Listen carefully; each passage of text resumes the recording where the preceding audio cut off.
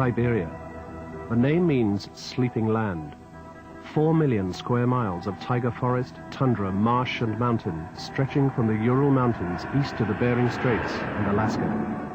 Western Europe lies more than 3,000 miles away, but this year the Soviet spring has brought more than the usual thaw into this empty land. For the first time ever, it has brought foreigners. It has brought an international motorcar event to the Soviet Union. It has brought the Camel Trophy.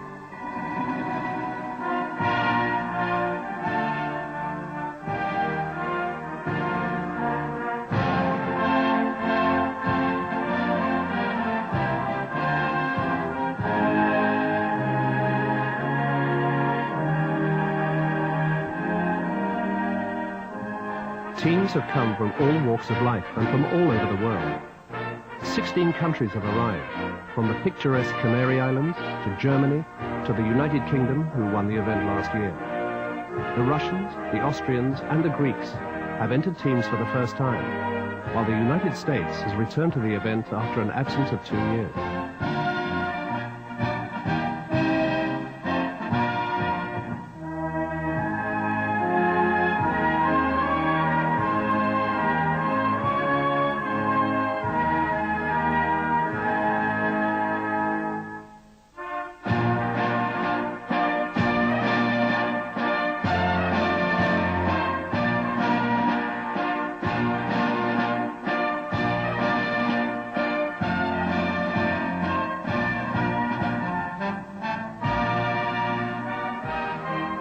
The two superpowers were competing together at last in an event which, unlike the World Cup, is designed to break down national barriers, not build them up.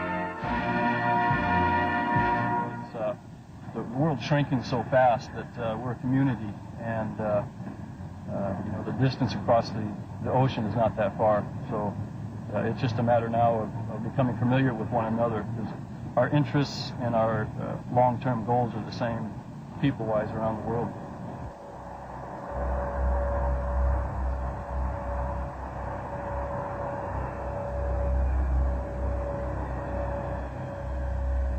Farnborough, England. A sign of the times and a sign of the Russian commitment to Camel Trophy. For the first time ever, 2 military Antonov 124 transport planes arrive on British soil, here to take the convoy of Land Rovers back to the motherland. I would like to express our special gratitude for the British Ministry of Defense, whose cooperation and support allowed 2 Soviet military aircraft.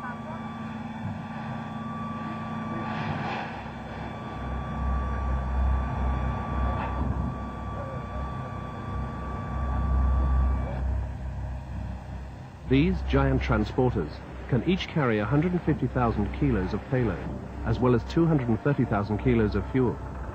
So they easily swallowed the 34 Land Rovers and tons of equipment that had to be flown to Moscow and on to eastern Siberia.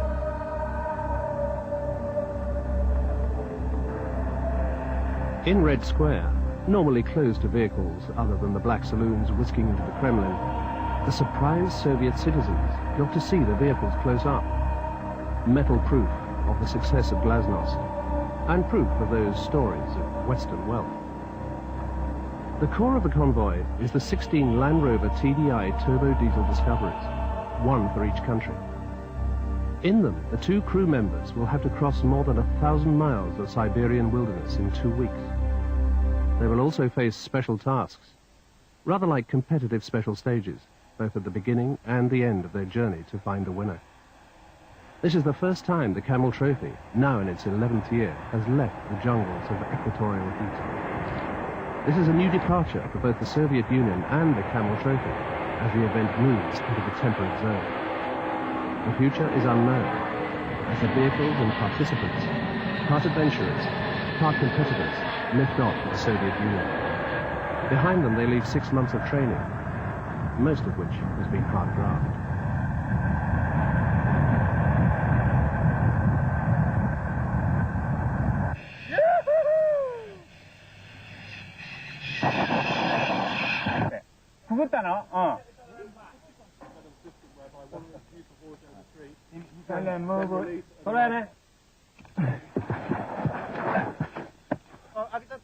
More than 1.5 million people applied from around the world for this year's event. Anyone can apply, since it is a strictly amateur event. This year, there was a Japanese gardener and a Turkish economist. The selectors had to choose just 32 people for the 16 vehicles, and so subjected the hopefuls to tough testing of their ingenuity, mechanical aptitude, psychological stability, and skills in driving, winching, teamwork, and 1,000 other facets. If you're going to be cooped up with near strangers for weeks on end, you do not want to discover that one collects poisonous snakes and the other likes listening to heavy metal before sunrise. With training and selection taking place on special sites throughout Europe, at Eastnor Castle in England and the Chateau Jeanville near Paris, the unfit, the unhelpful, and the unwanted were weeded out. The final 32, including Andrew Dacey here of the British team, finally walked the tightrope. They were going to Siberia.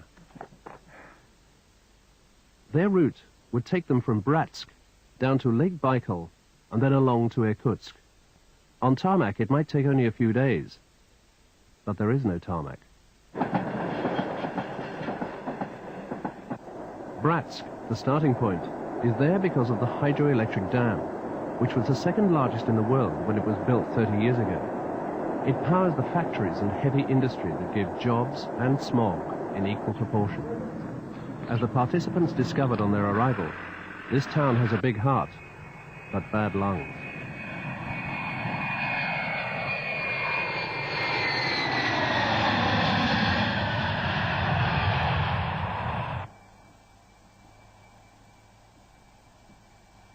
When the competitors get off the aeroplane, from the charter aeroplane from Moscow, and they arrive in Bratsk, I think the level of adrenaline pumping then is such that you start off thinking that they're going to be winning Camel Trophy. And the other 15 teams are, if you like, the opposition. But that attitude only lasts for the first day, maybe the first day and a half. Because they soon come to realize that the only way we're going to get through this lot on the route that's chosen is if everybody on the convoy works as a team, not 16 individual teams. So their attitude does change. And it changes fairly dramatically over a period of 2.5 weeks. And it's nice to see that change take place. I'm not quite sure what each individual looks forward to, but I know what I looked forward to when I took part. And it was a fairly sobering thought after a day or so that I wasn't going to get to the end with a car that had all the panels straight, and I wasn't going to get there looking clean, tidy and neat. And I think the competitors that take part in this area are going to be no different. They're changed guys at the far end because of the camaraderie, the problems they've had to face collectively. And it's a good thing to see 16 individual teams of guys coming together as one team, and it does change the way people look at their life and this whole event in particular.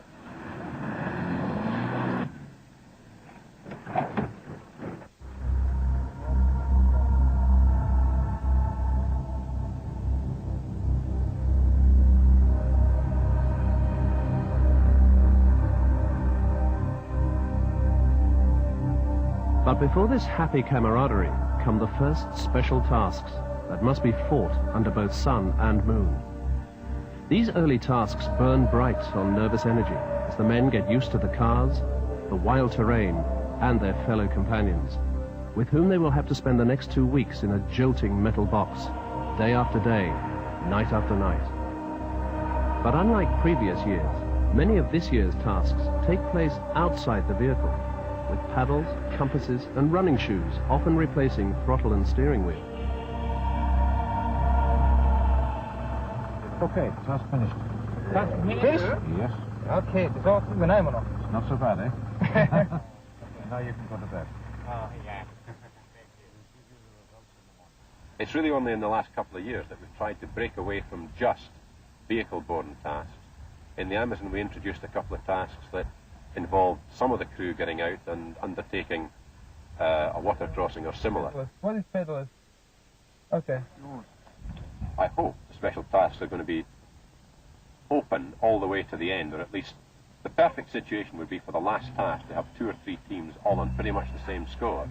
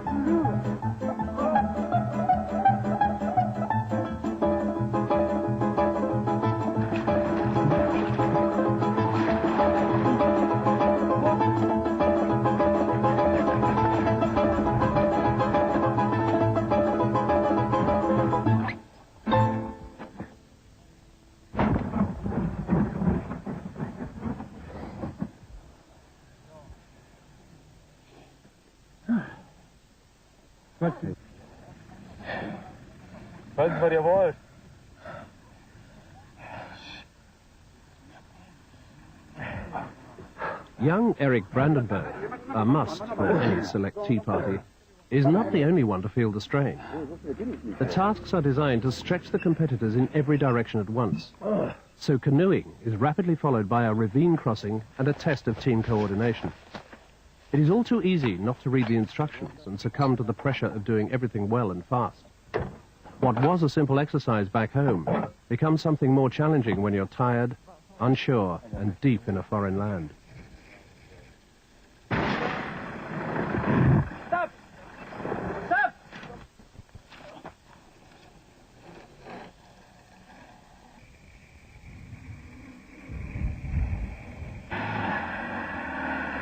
But you must go on, trying to stay calm under the strain. You need a clear head, and a head for heights, even if that head can sometimes get a little battered. Hey! Excuse me. Some tasks are perfectly straightforward. Pick up this heavy tree trunk and run with it along a twisty path under, over, and round the trees. And do it faster than anyone else.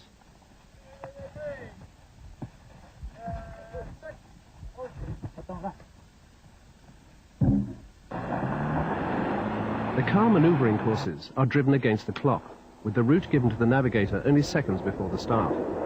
There's plenty of room for error as participants continue down the long road from being individuals to becoming a winning team. So forward is garage A. Forward is both wheels, all four wheels got to be in. Where's I reverse the train? Just get back in the forward side. Back in. Right. Up there, Andy. Come on then. Tell me, at the time. Reverse, reverse, reverse. Where now after this? There's another garage D. We're supposed to go reversing this. Back up, we're supposed to reverse. Back up, quick, reverse.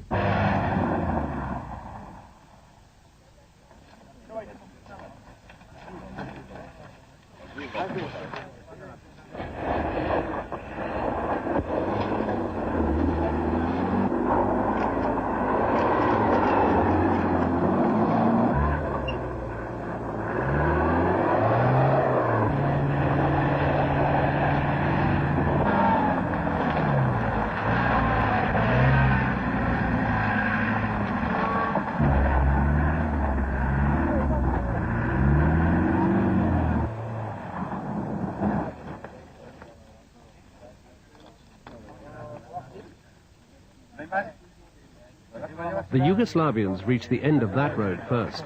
Their teamwork are giving them a commanding lead that they will carry from now to the next special tasks 1,000 miles away.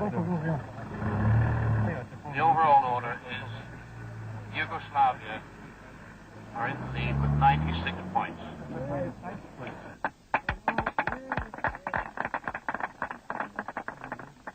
Their performance actually has been quite remarkable. They've had maximum points on 3 of the 5 tasks.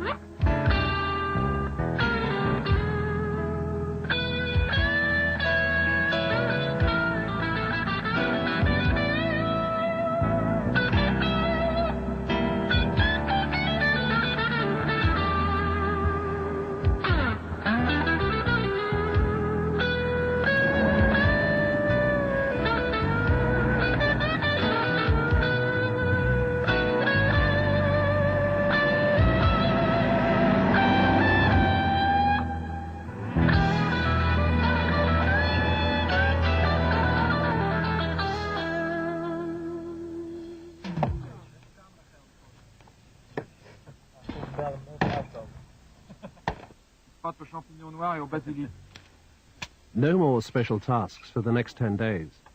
Just an adventure with the long journey down to Lake Baikal. Most of the press and pressure is left behind, although the photographers and journalists who took back seats in each discovery still have to meet deadlines. The convoy now has a breathing space, time to think, and time to get to know each other. Before them lie the immense taiga forests, into which the whole convoy will disappear from view for days on end. If you think the Amazon forest is big, then the taiga forest is at least 1.5 times the size of the Amazon forest. It doesn't have the 80, 90 foot and even higher tropical trees that the Amazon does, but its sheer size is impressive. It could be a fairly nasty place to get stuck.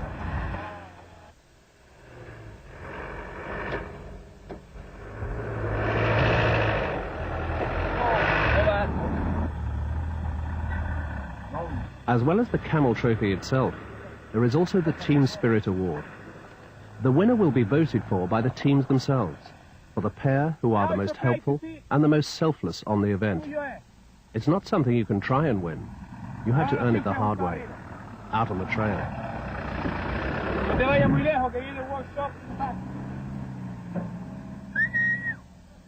As the teams prepare to cross the first of many rivers, the Russian spring prepares in its turn to throw everything at them. It was unnaturally hot, the weather as freakish as in Western Europe. Italy, Iceland, Spain, England, Turkey. The first enemies were the swarms of insects and the choking, grating dust that invaded the bodies of both man and machine.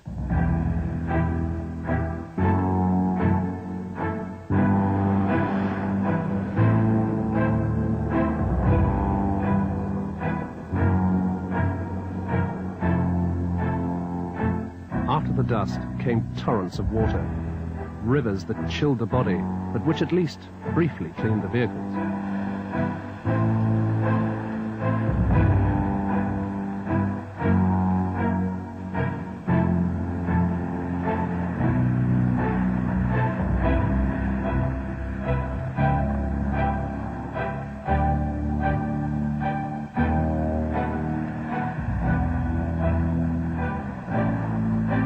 But mix dust and water together and you get that old enemy, mud.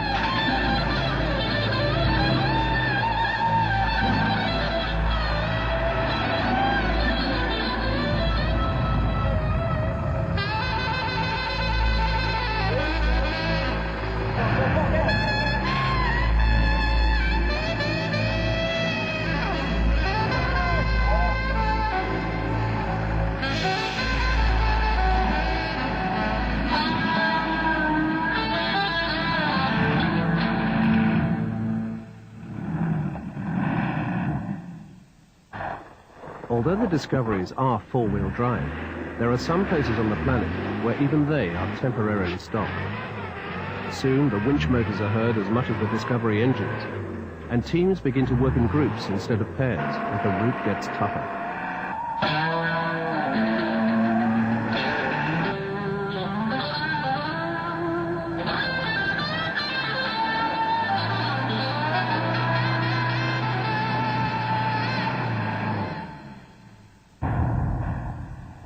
The Discoveries could cope with water up over the windscreen, but when the British vehicle had to be found with sonar, it was time for some help.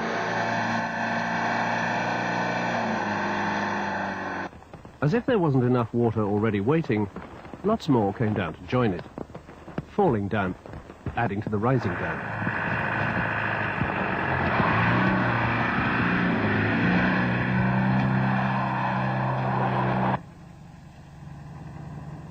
But rain was not the only thing to fall when Frenchman Bernard Duc rolled his support vehicle in the dark and wet.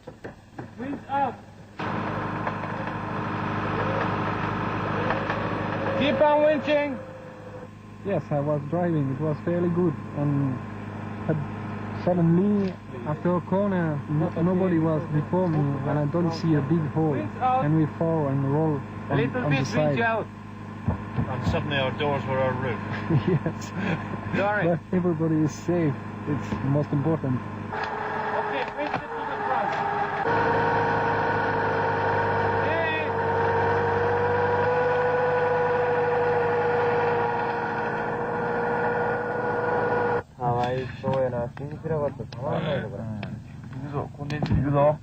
It was a long night, but only a cup of coffee separated it from the next long day. Wherever you come from, whatever your culture, you need something before facing up to the rigors of a new day. Who knew what it could bring?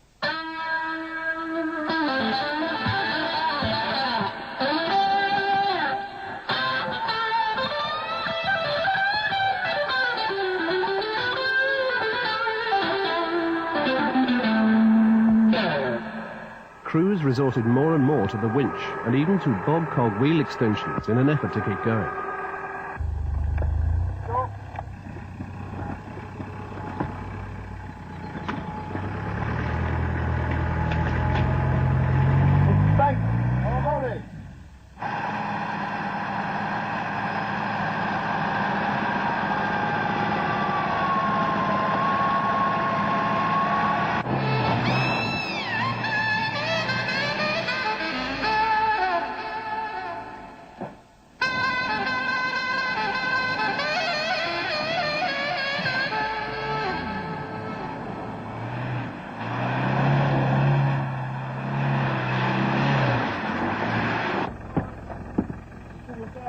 All right.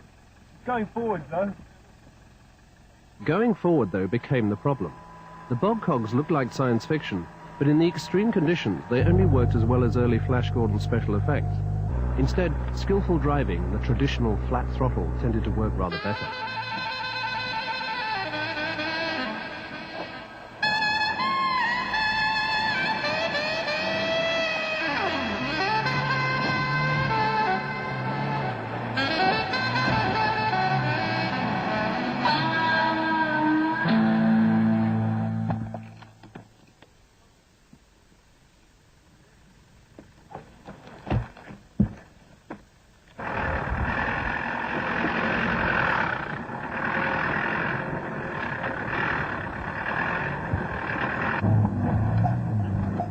Tracks feet deep in mud, and with endless boggy plains to cross, it needed all the resources of the convoy to keep moving, using either winches or these sand ladders which were carried on the roofs. Working like this, the vehicle could be moved forward, albeit at a painfully slow pace.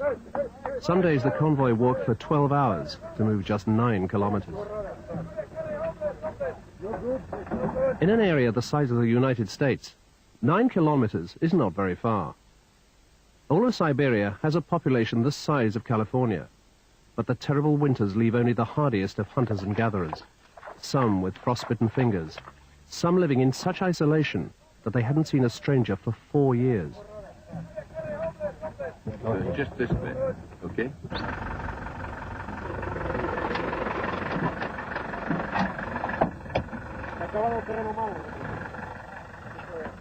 To get through this void, it needed all the participants to work together if they were not still to be there when the winter came. The pressing need to keep the vehicles moving, sometimes day and night, broke down barriers of language and culture. With the River Lena getting ever closer, and with it the knowledge that their companions might wash and smell rather less, the men worked as one team at last. Competitors, doctors, and management crew were all united. They all needed a bath.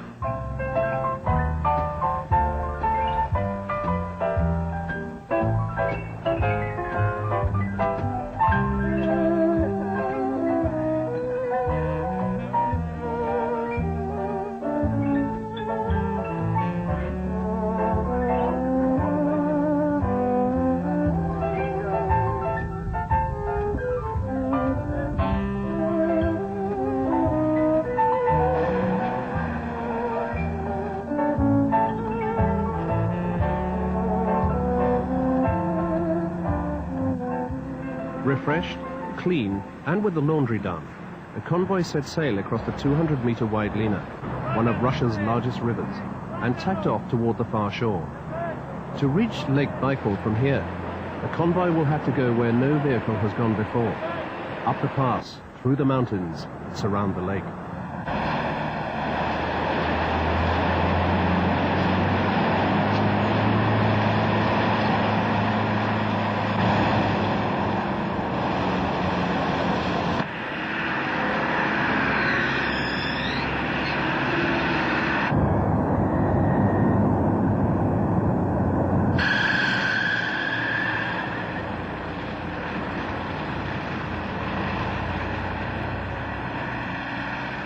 The pass has been eroded by the river Elektar, and the only route through the mountains is up the riverbed, where the Land Rovers will sometimes be windscreen deep in fast-flowing, freezing water.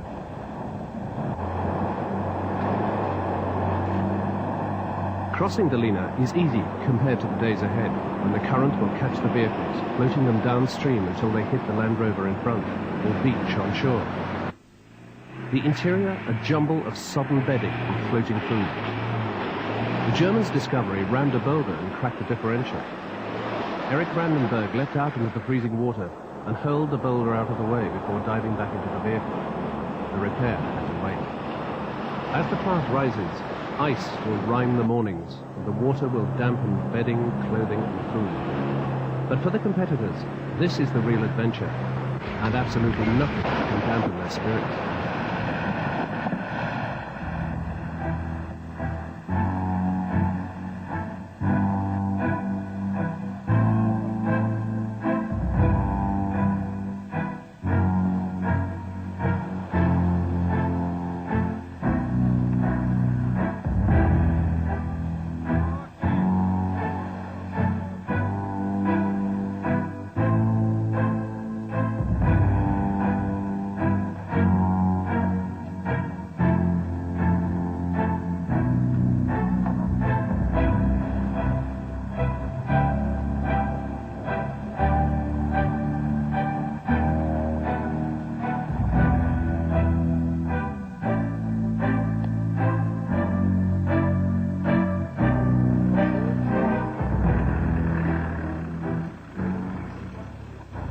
Got into some interesting muddy holes. We had one or two vehicles stuck, and about an hour ago we found out that the ambulance had actually tipped over on its side in the river. When driving up to a meter into the water, it's impossible to see exactly where you're driving, so you need or a car in front of you, or you need to walk through just like we did. We're going down with two vehicles to help recover the ambulance, hopefully bring them up to camp, get them all dried out, and get them ready for tomorrow's activities.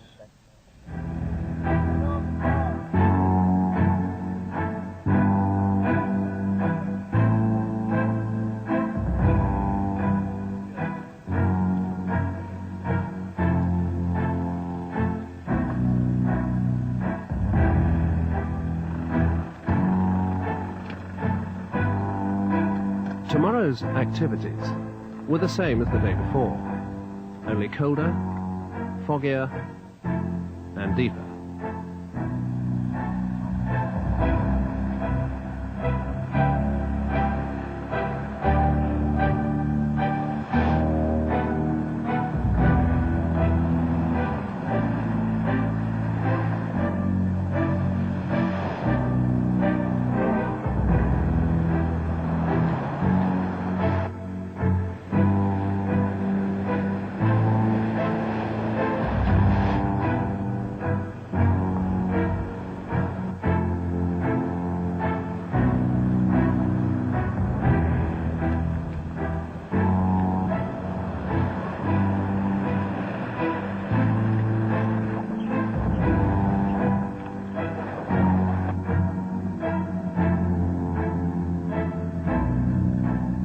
At last, just as the convoy was beginning to grow webbed feet and scaly skin, they started the descent to one of the largest lakes in the world.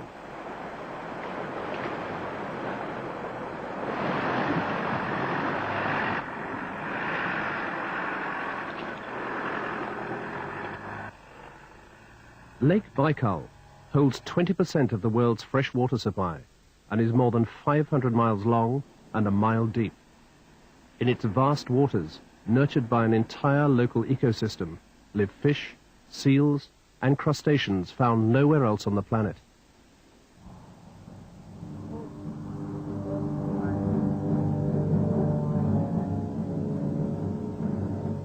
Siberian poet Valentin Rasputin called it a great cathedral of nature, and its vaulted depths have always been revered as holy. It is now, as it always has been, a shaman holy place, where to shout on its shores used to bring the penalty of death.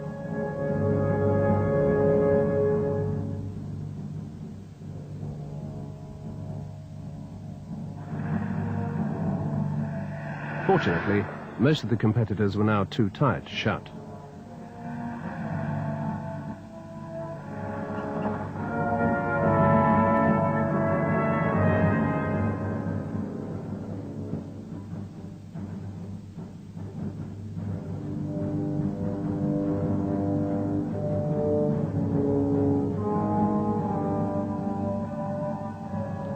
They had done it. The adventure drive was over. 1,000 miles of Siberian forest lay behind them.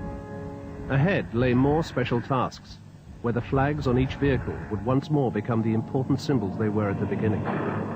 The previous 10 days had changed the attitudes of every man on the convoy. But competition is competition, and the Yugoslavians wanted to keep their lead, while the Germans and Dutch close behind wanted equally to take it away.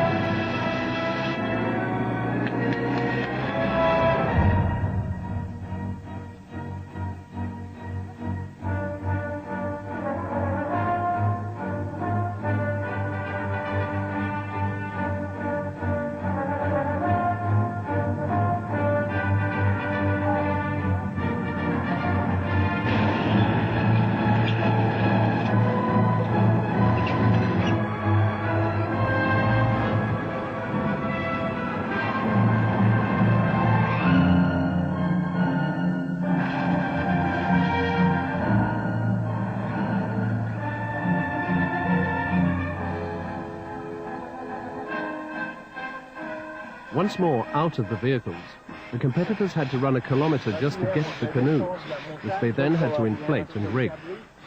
Too breathless to shout, let alone use their lungs to blow up the canoes, they got the pumps moving like piston engines.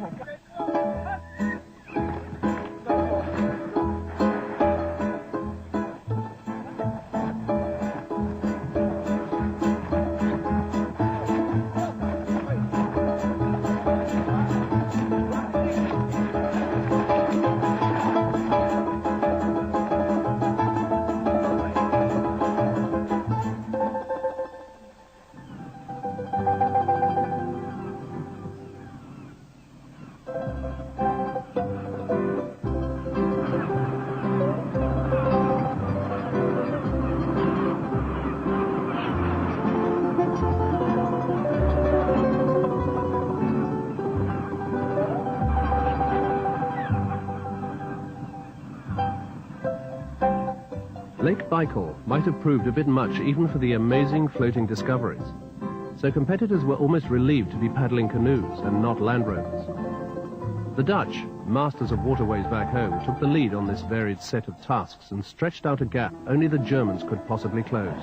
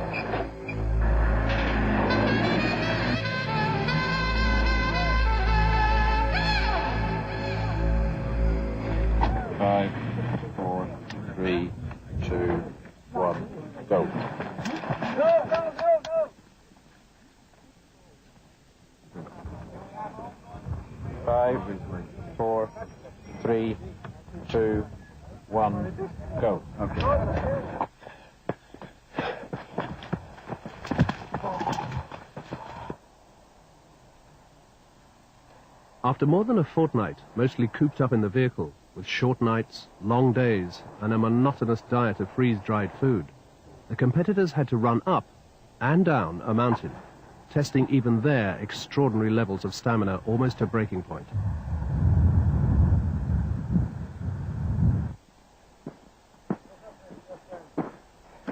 Has a problem with his knee. Several, like the Greeks, suffered severely.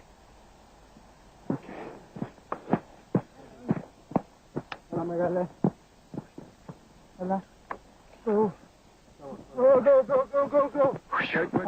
Wait. Your knee.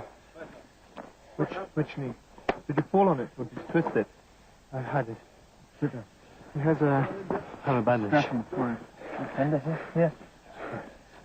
Huh? You're going to have to go.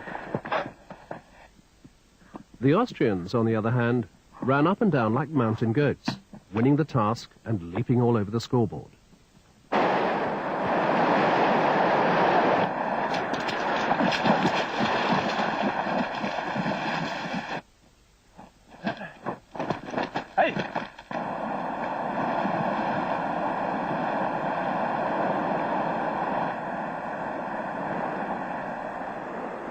While some teams found the fast-flowing rivers a hazard, only just keeping their precious route paper dry, German Erich Brandenburg, like a Teutonic Canute, simply kicked the waves into submission.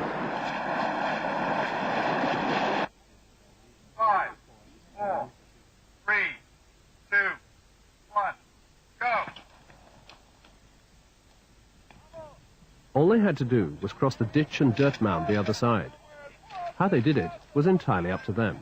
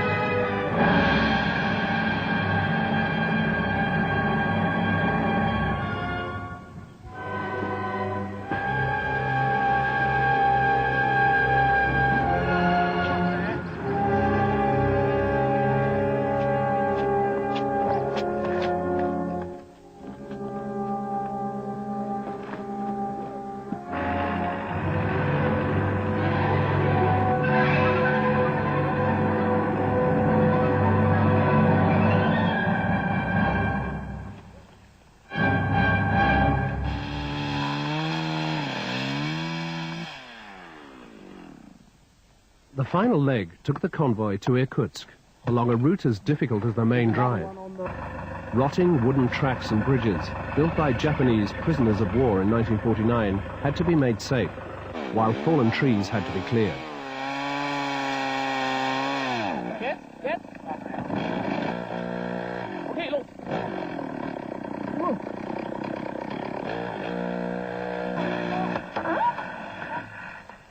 The route should now be good for another 40 years.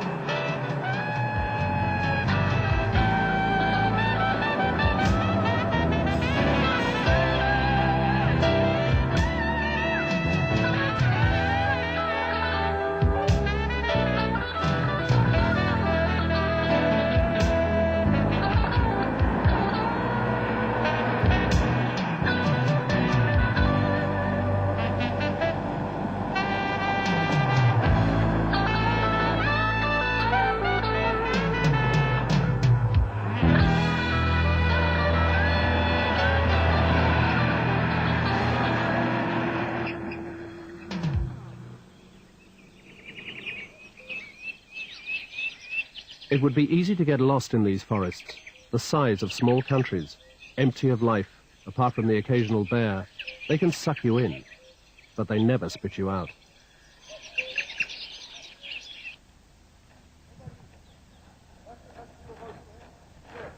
You checking the bushes on the other side here? Did you use the yellow tape today? Yeah, I think we got the yellow tape somewhere. The final task was deep in here, 270 kilometers south of Irkutsk.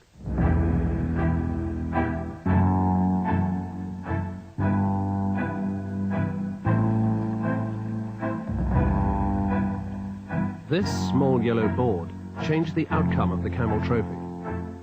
The teams had set out at intervals on this foot orienteering task, armed only with a route map in the endless and almost featureless forest. But nearly everyone became lost. They ended up in a bunch, looking for that elusive yellow square. The Dutch could still be beaten by the Germans, while the English were moving up toward the top three. Everyone had to find the board. But the Germans found only a lonely cameraman. They were so lost that they had lost even their lost fellow competitors. Standing frustrated in the river, they knew that they had just missed their last chance of winning the Camel Trophy. When the teams finally did emerge from the trees, it left Holland clear in the lead, with Germany second and the United Kingdom third.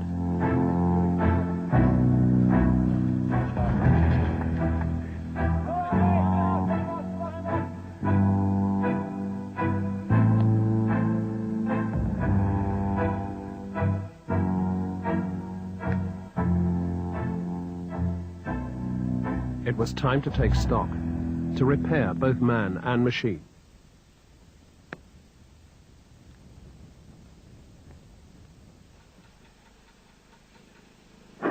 This is what I was doing with trees going. Is this needed then? Not in the least. It would hurt me as well, I promise you. Pardon? The last few weeks had been hard, as the beards and dark eyes testify. But the men round the campfire had got out what they had put in. Bad. Initially, I thought it was all hyped up, you know, that camera under the area. I thought, oh, you know, it was special task. Everybody would be sort of mean against each other. But no, it's been excellent. On the convoy, we had a whale of a time. We were meetings as well, and everybody's sort of helping each other through throughout the day. And night then, crashing down, putting the tents up, lighting the fire, cooking up. It's been brilliant. Fire. Men have always told stories round the campfire, but what stories these men would have to tell. Perhaps even the dark, sleeping land around them would have dreams of adventure.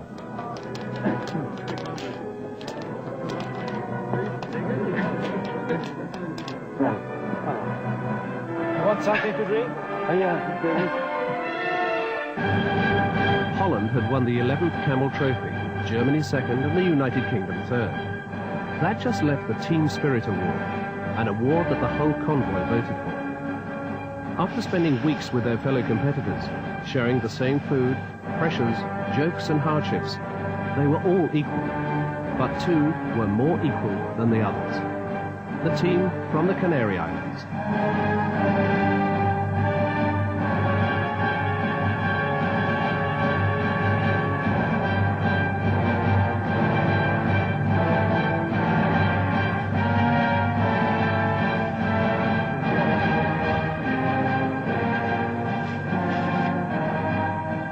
The first international motorsport event in the Soviet Union had helped break down the barriers not just between East and West, but between every country, every competitor. They had all fought. They had all won. The friendship and the camaraderie in the event, that's actually worked very, very well.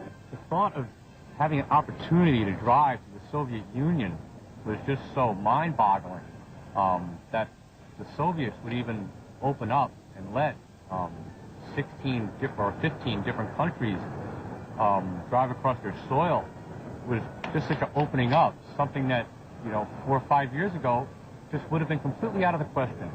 And now it just shows the broadening of everybody's mind. Now it's a special human spirit of all events. During all our troubles and enjoy and everything. For me and for Anatoly, maybe the same. Maybe just later we can digitalize this feeling, but now it's a great human spirit of common activity. I think having done it in Russia, having done it in the Soviet Union, having achieved 16 countries and I don't know how many journalists into eastern Siberia to do the event, that's got to be a first.